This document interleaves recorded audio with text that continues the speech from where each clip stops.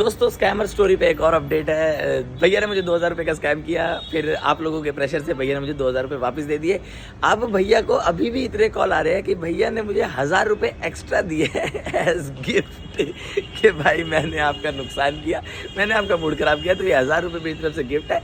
अब आप अपने लोगों को कह दीजिए कि मुझे कॉल ना करें। उन्हें लग रहा है कि हम लोग मिलकर एक गैंग चलाते हैं जिसमें हम लोग स्कैमर लोगों को पकड़ते हैं। मैं आपको बताता हूँ हुआ क्या। कल भैया का मेरे को वापस कॉल आया, मैंने उठाया नहीं। अब आज मेरे को उनका फिर वापस कॉल आया और उन्होंने मेरे को डांटा। कह रहे कि एक तो इतने स्कैमर लोग इतने फनी लगे हैं मुझे।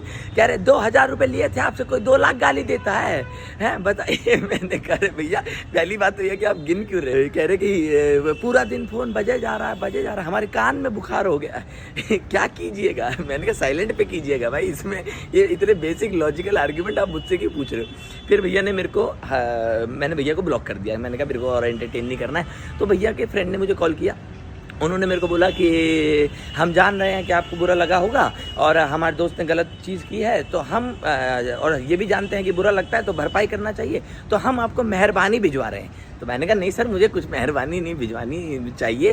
तो कहते नहीं हम आपको भिजवा रहे हैं। तो उन्होंने जो स्कैमर भैया उन्होंने मेरे को 1000 रुपये भेजे। मैंने उनको 1000 रुपये वापस भेज दिए, क्योंकि पहले तो मेरे को लगा, मैंने कहा ये 1000 रुपये भी तो किसी का स्कैम होकर ही आया है ना। चोर के घर से चोरी तो मैंने सुना था, चोर के घर से दान तो मैंने पहली बार देखा। तो मैंने 1000 रुपये वापस भेज दिए। मैंने कहा मेरे को कोई पैसा नहीं चाहिए। तो फिर उन्होंने 1000 रुपये मुझे वापस भेजे। फिर मैंने उनको 1000 रुपये वापस भेज दिए। फिर मैंने उन्हें ब्लॉक भी कर दिया।